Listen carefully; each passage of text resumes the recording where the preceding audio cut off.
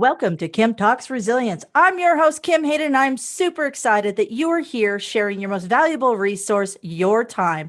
And I'm telling you, I have got the greatest gal, a gal that I've known for quite some time is here with me today. So let me just read a little bit about who she is and what she does. Kathy Lee is an award-winning TV journalist with CTV in Calgary who is known for her in-depth and investigative documentaries. She's won an award for these. She's amazing. She is also highly sought out keynote speaker and MC, having taken to the stage more than 100 events during her career. And I've had the honor of doing a couple of those with her, and she's so welcoming. Even when you trip over your own heel or your skirt or you mismanage somewhere, she's awesome. So Kathy is a co-founder of Spark Your Speaking, a public speaking academy that helps empowered and motivated individuals find their voice and take their public speaking journey to new heights. And you know what? That's what we're here at the Resilience Series all about, is finding those who have a voice and helping to showcase them. So who better to bring this type of skill set to the stage, to our audience, than absolutely adorable. She also married the cutest little man. Like, he is like bright red hair, and I'm a little prejudiced on the redheaded boys. So everybody, please sit back, buckle up, get excited. Welcome, Kathy Lee. I'm so grateful that you are sharing your time with us today. How are you? I'm doing well, Kim. Thank you so much for that introduction. I'm humbled, but sometimes it's hard to toot your own horn. But I thought, you know what, if you achieve certain things and you worked hard for it, then you have to be proud of it because you are your biggest fan. You have to be, no matter where you are on your journey, no matter what goals that you're trying to achieve. But you are right. You and I have taken the stage at least once together, and we've been on the red carpet together as well. So it's been a pleasure to see you out and about and to also share that stage with you. It's been great. I always have a lot of fun with you, Kim. You go home afterwards going, whew, I'm tired. That one took a lot out of me. Okay, so Kathy, can you give us a little bit of background for those who don't know who you are, a little bit of who you are and what you do? Okay, so I'll give you, my background on where I come from. So I'm the oldest child of 4 children in my family. My parents are refugees from Vietnam, and they made the ultimate sacrifice to escape the war, survive, be resilient. Oh, resilient. There you go. The Resilience series. How fitting. And they had 4 children build our lives here in Canada and really instilled in us very important values and morals, value of hard work, value of not giving up, value of giving back. And I owe them absolutely everything, because I really wouldn't be here today, physically, but also, living my life that I do now, but even here doing this podcast with you, if it weren't for their sacrifice. They all live in Edmonton. My one sister, Anita, lives in Vancouver. My other sister, Diana, and I could proudly say this now, she just got accepted into med school. So she's studying medicine. I know at the University of Alberta, Anita is an incredibly accomplished businesswoman, but she's also high achieving engineer. And then we have our little brother who is still in university studying accounting. And then there's me. I am the black sheep in this family because I don't know if people know this, Kim, but I think I've talked to you about this before, just the stereotype with certain families, depending on the cultural background, right? My family really wanted me to be a doctor. Now they're going to get their doctor through my sister. So it's off me, or all these other careers that they thought, were worthy, or the only careers that existed in this world. And unfortunately, journalism wasn't one of them.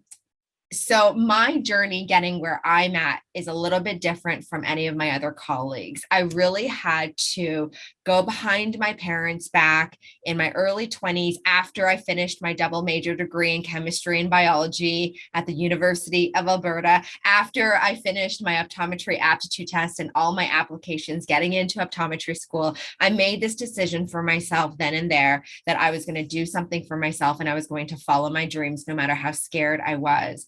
And I did it without really knowing what the plan was. I just knew that this is something that I wanted to do. So at 24 years old, I applied into a school in Edmonton.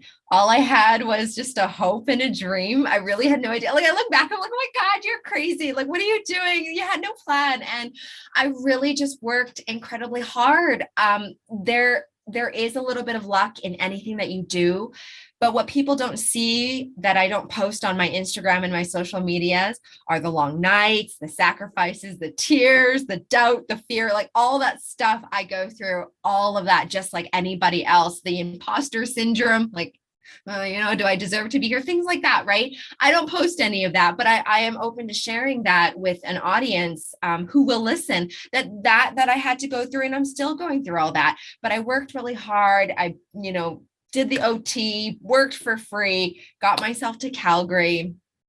And, Calgary has been a gift to me because I've achieved, looking back now, I've achieved projects and goals that I never thought. Like if you had asked me 9 years ago when I came to Calgary, would you would be a documentarian, or you would get all these accolades or recognition, I would probably go, yeah, I'm capable of it, but I didn't have that all written down. You know what I mean? And so having achieved all that here has been wonderful. And I'm looking forward to, the next year, the next 2 years, the next 3 years, and what I'm going to do with my career. But like you said in the introduction, I really enjoy investigative, if not investigative, deep dive documentaries into really important topics. And my goal one day is to continue to do that in whatever capacity that looks like. But I think that that's where like my heart belongs, because it feels right and it brings me joy.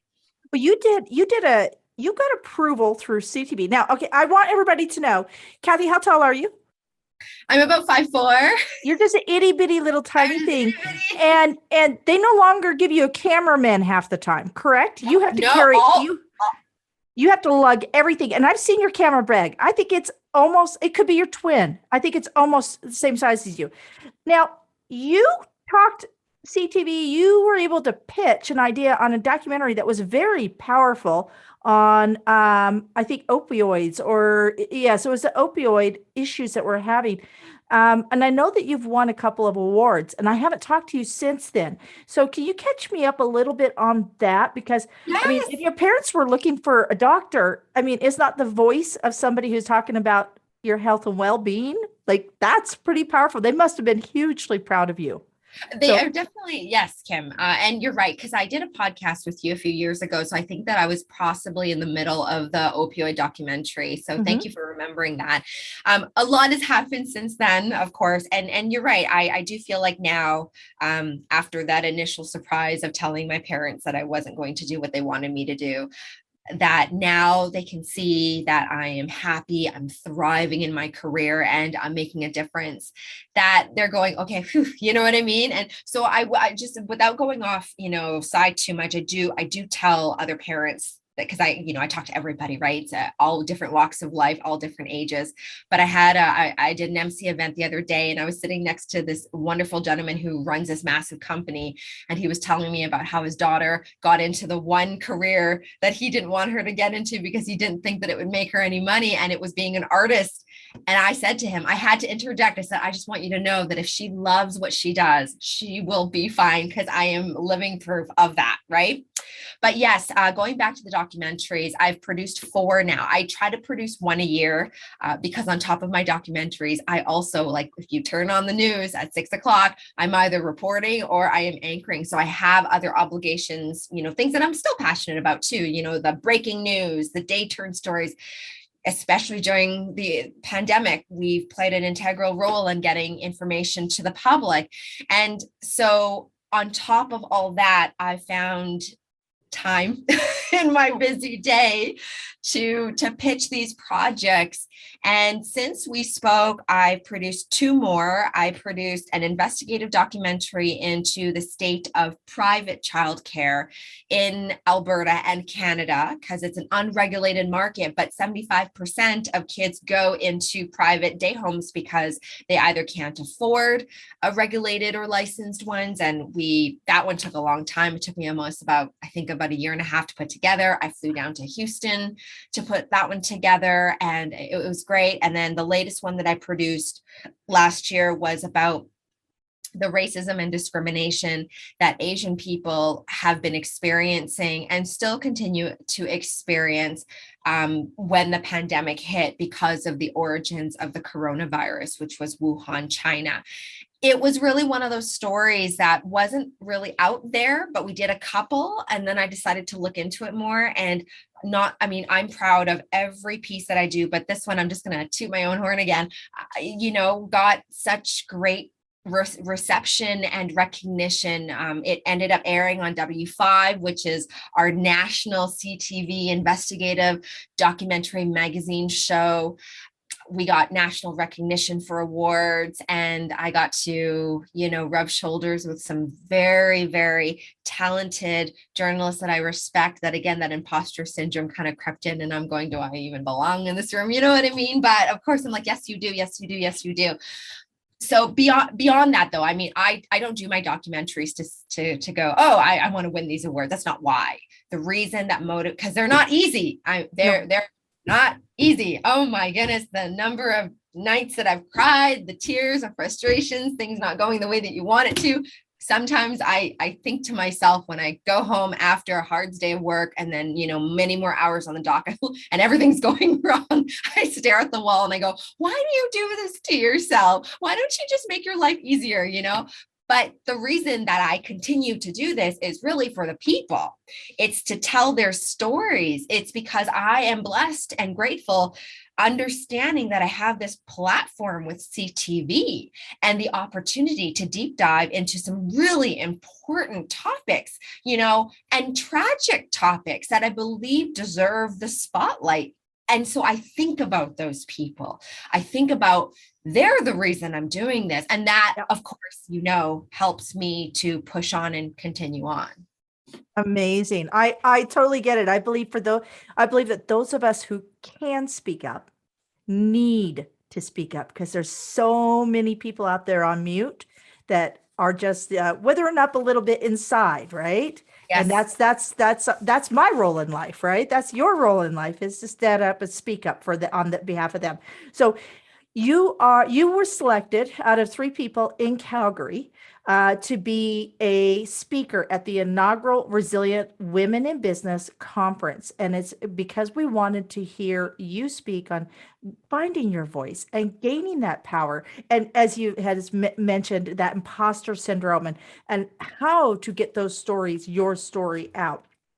Can you give me a specific example of how you've been resilient in your business and how it has affected you throughout, like carry through a specific example, early years of resiliency?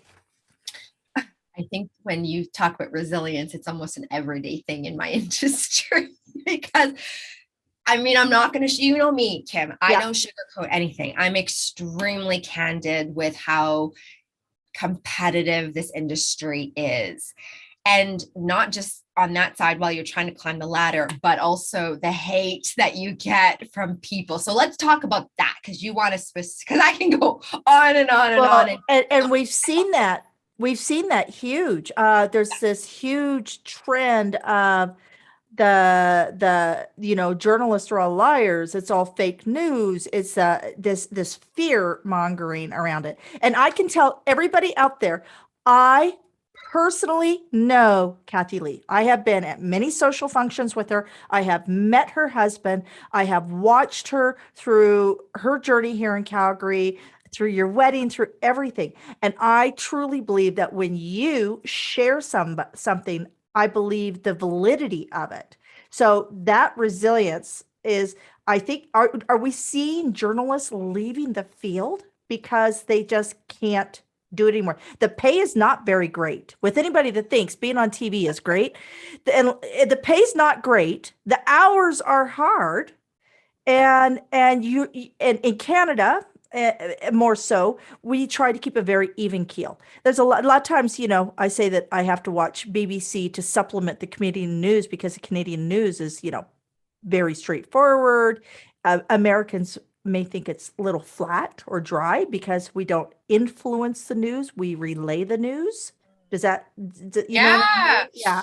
So first off, yeah, so keep going. So that's something that I would love to hear a little more, because yes, that is definitely a resilience topic.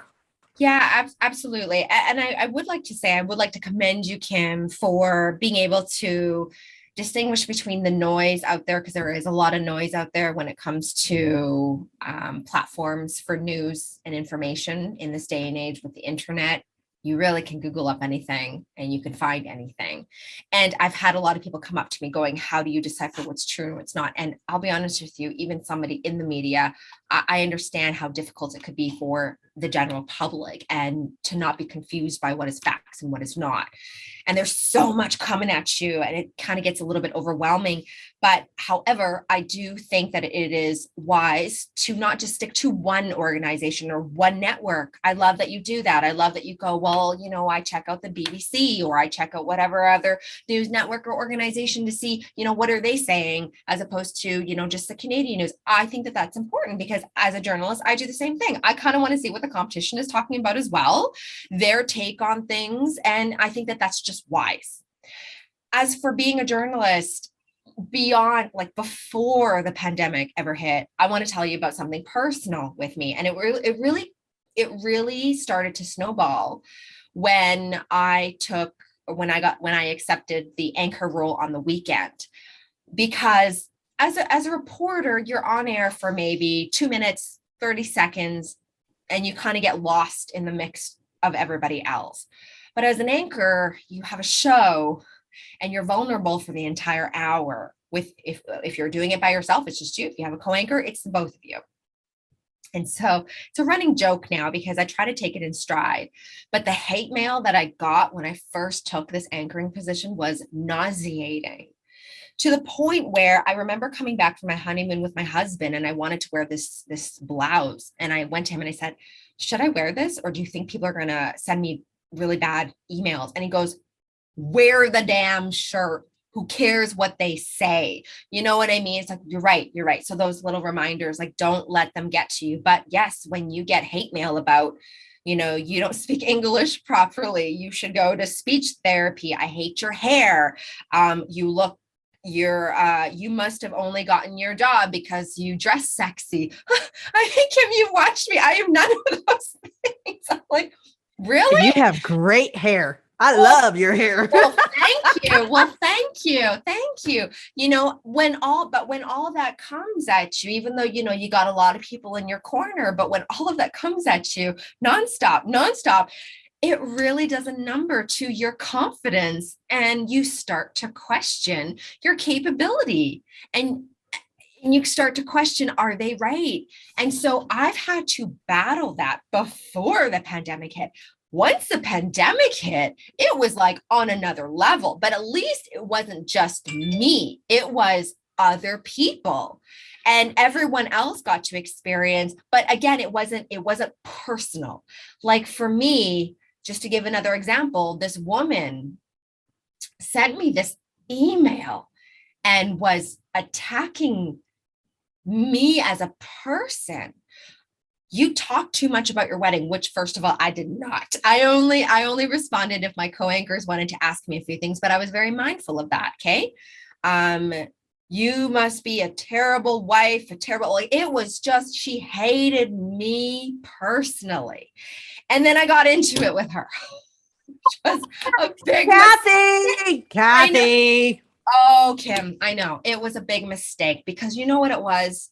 No matter what I said to her, and no matter what the exchange was, after one of us decided, it was probably me, to tap out, I carried that with me for like days and weeks to come, just this ickiness about me. You know what I mean? You know what though? Everything you're talking about though is because you're in your 30s, correct? Yes. Okay. Yes. So you're still very young, what we would call a young woman in business. You're still very young. At 52, I pretty much have I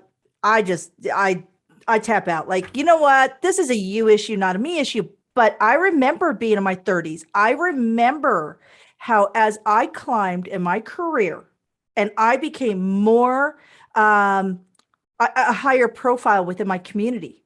And people would start assuming I'm making X amount of dollars and I'm this and that. I remember the moms at the bus stop going, oh, she looks like she's gained weight. Do you think she's gained weight? And I would walk up and all the talk would stop.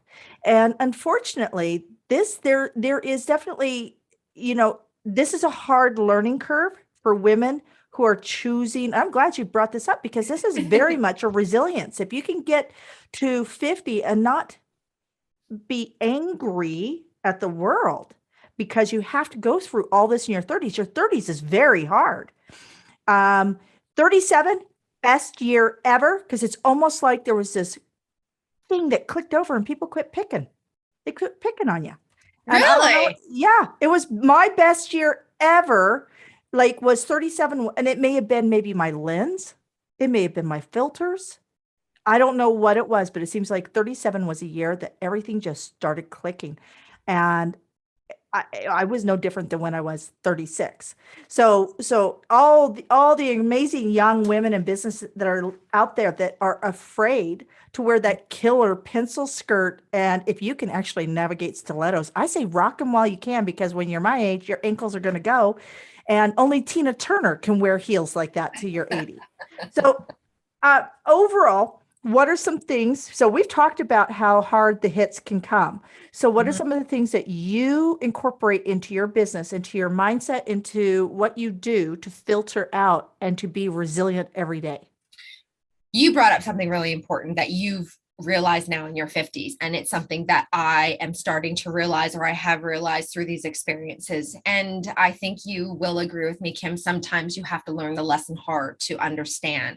I would love to give advice right now and go just filter it out. Don't listen to them. But really, you don't know how you're going to react, and you don't know how you're going to overcome until it happens to you. And sometimes those are the best lessons. So in my life, if anything bad happens to me or anything negative happens to me, I always say, what is the lesson in this? Let's like have some perspective here for a second. After the emotions, if there are emotions, get those emotions out. But then once the dust settles, really don't let that go to waste. Like really look at that instance and decipher pragmatically, without emotion, objectively, what happened here, what do you think it was, etc., because it does help you to go through that process.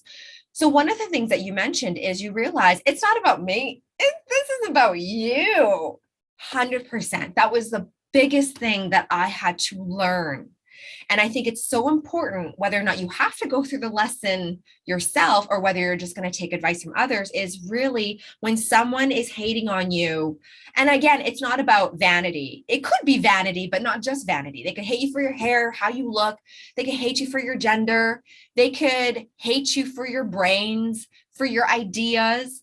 They can do whatever. And when I say they, it could be anybody. It's not just one demographic. It could be anybody can come to you and say all these things to make you doubt yourself, to make you cry. It will happen.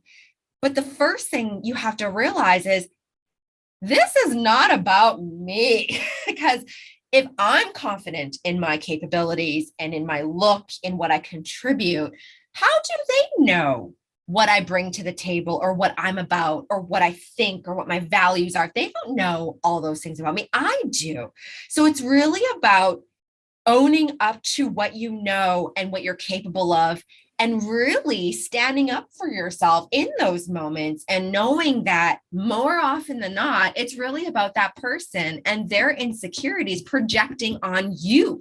That whole Debbie Downer, idea, that's really what it's about. Now, if it's not that and it's really just whatever, I mean, it could be that. I'm not saying that it is that. You are going to go through whatever your journey is in business, in life, in relationships, with those types of obstacles. And it's really going to be a test for you to how you overcome that, because you can overcome it. And one of the other things I do is, in addition to having that realization that it's not me, is surrounding myself with people who love me, who will let me know and put me in my place. What are you talking about? You've been doing this for a long time. Look at the difference that you're making. All these other people who respect you have been telling you for the longest time that you're good at what you do, or you look good, or this, or whatever. And then you're going to let this one person come into your life and just tell you just like that, you're going to believe them? Sometimes it does. It takes that individual to kind of snap you back into it. The other thing I do, so one more, my third tip is, what I do is I have a wall at my house and I put down everything that I've achieved. whether it's personally, mentally, emotionally, physically, even the mountains I climb, so that when I'm in that funk, and believe me, and people might find this hard to believe because they might think, oh, she has it all together. No, I don't. Nobody does. Nobody does. Nobody does. Right. We're all just trying to figure all this out together. But sometimes it's hard for me to some days it might be hard for me to get out of bed because I'm so wrought with anxiety, thinking that I'm not good enough or whatever. I will look at my wall, and the wall is forever expanding because I continue to achieve certain things. And I just look at it because really it does something to you to have it all written down, however you want it, in front of your face, to look at that and remind you, what are you talking about? Look at all this. Look what you've done. You went to Guatemala with the Rotary Club. Look what you've done. What are you doing? So those are the things that I try to do to kind of check myself back into reality, so some days are harder than others, but some days are easier. That's what I do. So with being in news and being in research, I'm you keep a pretty tight, the finger to the pulse of what's going on economically, politically, environmentally. So I want to talk a little bit. I just want you to share kind of thoughts of how we know that women have been greatly impacted by the pandemic. And just so everybody knows, here in Calgary, Alberta, where Kathy Lee is at, it has had a 5-year recession prior to the pandemic. So everybody's waiting for the plague of locusts to show up. So we now, last year reported in the midst of the pandemic, we actually had the lowest rate of employment for women since the 80s, percentage-wise. So recession-proof. I want to talk about recession-proof. Is there anything within resilience that could help people create kind of a recession-proof or strategy so they can weather this? Because if it's not the pandemic, it's going to be something else. Right. So, do you have any thoughts and ideas in your journeys of people you've met? Yeah, I mean, it has been tough, especially for Alberta. And that was noted in my documentary because especially businesses and entrepreneurs, right? We had our recession, and we weren't even out of the recession yet before the pandemic hit. So it was like a double whammy. And in fact, I just read an article the other day about the vacancy rate downtown. Yeah. So buildings continuously empty out. And it's really, really sad. So a part of what I'm going to say has to do with not just women, but just anybody who's an entrepreneur and how to weather this. From what I've observed through the people that I've spoken to, those who have been able to, I guess, proof themselves of things that can happen like the pandemic or like the recession. Again, though, it does depend on what you do for a living. Okay, so I will say that if you are, I'm going to use this example, let's say in healthcare, and suddenly they lay you off, then what do you do? That's your career. Or in my case, let's say they lay me off as a journalist. It can happen. So how do you prepare yourself for that? So a couple things that I've seen resilient entrepreneurs do is, one, diversify a little bit. Right? So that's sort of what I'm doing. You know what I mean? With Spark Your Speaking, more so because I'm like, I come with a wealth of information. I've done this for like a decade or more. I know what it's like to be in front of people. I talk for a living. So how can I bestow my gift on others? Which I think that is what we're all doing, is like, how do we help others to be able to help themselves at the end, but diversify. So let's say you got your 9-to-5 job. That's amazing. Got your 9-to-5 job. Okay. Is there something else? And we don't want to do it during times of crisis, but I will say during times of crisis is when people are like, because they have no choice. They got to now put food on the table for their kids. So they're the most creative during this time. They are the most motivated during this time. So I will say times of crisis bring out the best in people. I've seen a woman who lost her oil and gas job then decide that she's going to do, like, she creates these art installations out of trash and is now thriving. And this came out of the pandemic because she found a talent and then ran with it. Like, you just don't know. But if you can avoid being in that crisis position, could you not think about the other things that you can do on the side as a hobby or something as you build slowly, so that if one happens to drop, let's say you own a restaurant and you don't have customers coming in, is there something else that you can do to supplement your income? So I will say this, I guess I have always been an entrepreneur, because when I was younger, Kim, and you don't know this because I don't tell a lot of people this, in addition to having, so I was still living at home, going to university. I'll keep it between the two of us. Keep going. Okay. I was working in a restaurant to make some money, but on the side, I taught piano, because I was a pianist. I'm a pianist. I did all my levels, and then I started teaching when I was 16 years old to have something else on the side. So I always had several things going on. So it's about finding what you're good at. What are you good at? What can you teach someone? What can you sell? What idea do you have?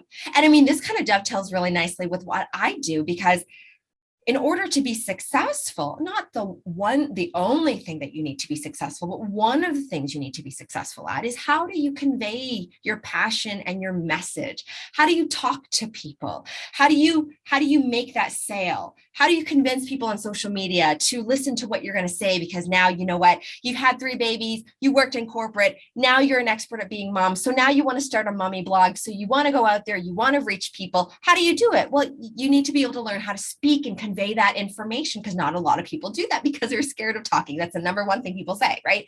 So that would be one.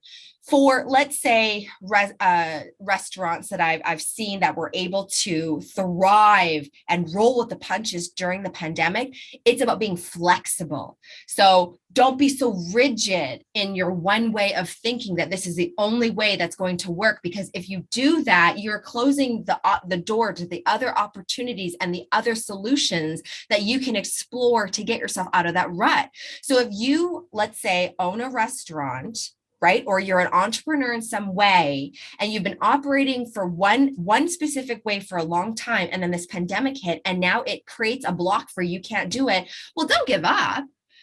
Brainstorm. What is another way that you can do this? So restaurants, I've seen them, they've modified their, let's say they built a patio, because now they're like, we're going to invest in a patio because this is the way it's going to go. And in case another pandemic hits, we're ready to go, but it's going to be a covered patio, or it's going to be patio with windows or whatever, right? Let's change the business model now. We're no longer going to have seated. We're going to do an in and out. We're going to sell something else. So I've seen how people can quickly pivot and go to the table and go, we're not going to give up, but there's another way. Or people who've never thought about going online. Now they're like, we got to bring our business online because that's where our sales are going to go, because we can't guarantee that, the government isn't going to shut us down. Let's put it online. So now they're open to these other ideas. And so those are, I don't know, I've gone on and on and on, but these are the things that I've seen. Oh, I totally agree. So you have the side hustle, which has become the gig economy. And just so everybody knows out there, that I found out today, so I was doing some research. Did you know that Instagram started as a side hustle? They all start as a side hustle. So I thought that was pretty cool. Now we're in our rapid round, Kathy. I want to know, what is the one book you think all women should read? So the book that changed my life, Kim, is The Alchemist. This is a book that I have. Have you read The Alchemist? My husband has. He gave me the Cliff Notes, I have to say. Okay. The Alchemist it's really about you. If you have a dream, you really want it really bad, but you're willing to put the work into it. It's about trusting the universe, whatever your faith is, that it will conspire in making it happen for you, that the universe is not out there to get you. But it doesn't mean it's going to be easy. But if you really have that dream of starting your own company, or whatever it is, the podcast, your Instagram account, and it's about something that you are so deeply, and I'm talking like you wake up every morning and it's all you can think of. When you do think about it, it brings you such immense joy. That's the kind of passion I'm talking about. And the only reason I'm saying The Alchemist is that because of those lessons, I made the jump to TV broadcasting, and I went, I'm going to put my faith out there. So That is, and you know what? Thank goodness you did, because Oh, you're a treat to. I wouldn't know you if that wasn't that the is true. bridge. That was, So what is the one piece of advice or quote that has been your North Star? It would be what is meant for you will be for you.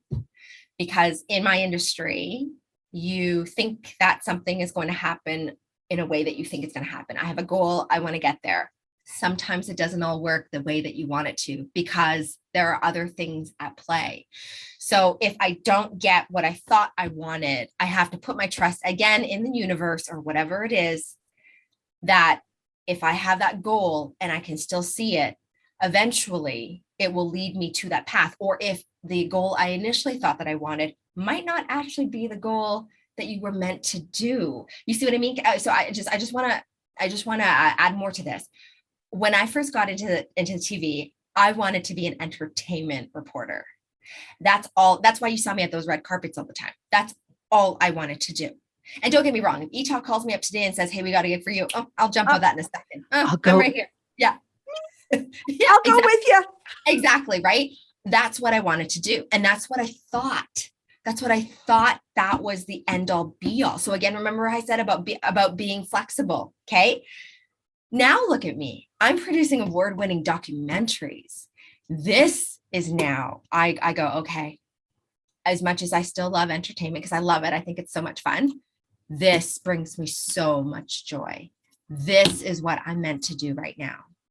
I think Mel Robbins, I follow her. I absolutely Yes. love Mel Robbins. And she really talks about that in her 5 seconds. And she talks about very candidly how, and I think a lot of people during COVID may be feeling this because a lot of people identify with their position or their job. And when you yank that out from underneath them, they have floundered. We've seen Mhm. a lot of mental health fallout during the pandemic.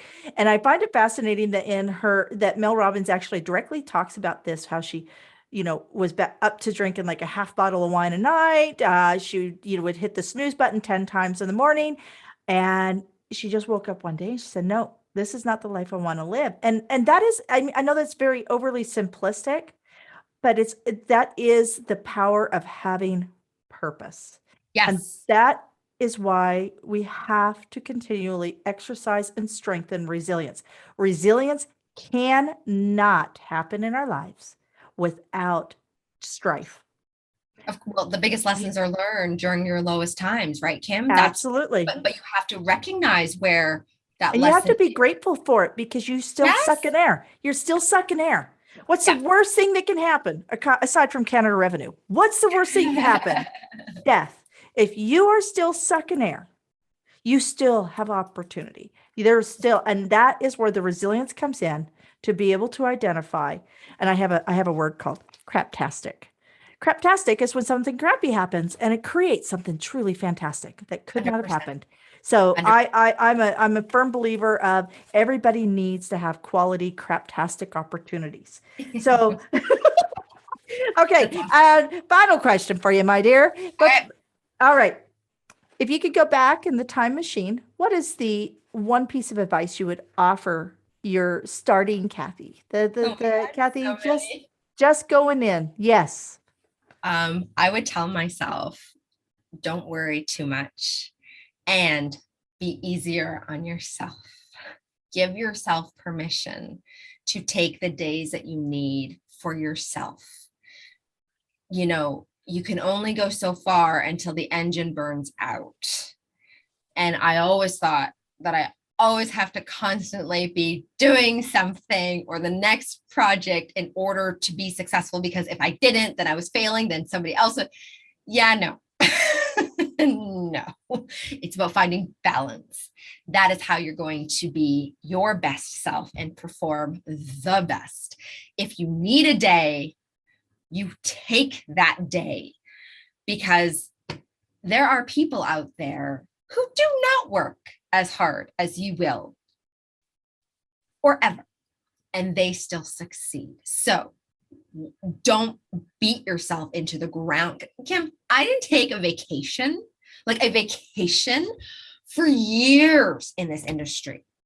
And even when I did take time off, I was like networking and going out, like, and my husband was just going crazy because it's like, oh my God. Do you know what he said to me? Here's what he said to me. He goes, I know that you're really passionate, but I worry that there's a term for it, but I can't remember what it is. Like wherever you are, you're always like looking for the next thing and the next thing and the next thing. You always got to be busy. You can't. You're never present. You're never present in the moment. So that is what I would tell my younger self. Don't worry too much. Be more present and take the time that you need. If you need time off, do not burn, what's the candle on both ends? What's that saying? You know what I'm talking about, yeah, right? Burning the candle from both ends means Both that you're going to lose that space in between. Exactly. You're gonna burn out. Exactly. Okay, so Kathy, you mentioned Spark Your Speaking. Can you share with us if our viewers want to reach out to you? Can you give us a little rundown of how they can find you, what your website is, and also your social media handles? Absolutely. And everybody, be nice, be kind. Kathy deserves it. She's a good egg. You're so sweet. So our website right now is under construction, but that's okay. I'm obviously a public figure, so I'm all over the place. You can reach me on all of my social media handles as well as my personal Gmail account. We do have, a special, I guess, like a promotion happening right now. So I am giving away, free advice, free lessons, etc. Because I don't think that, education should always be paid for. I do believe that education should be paid for because I paid for all my education. But I do believe that helping others and giving them free advice or free tips is really important too. So my Instagram handle is at Kathy. So Kathy. Trin is my middle name. So TRINH. And then my last name, LETV. So that's all one word. People DM me all the time. So for story ideas, whatever, that's where they could reach me. Also, another great way is going to be my personal Gmail account until our website is up and running. So that's again, Kathy, KATHY then Trin, TRINH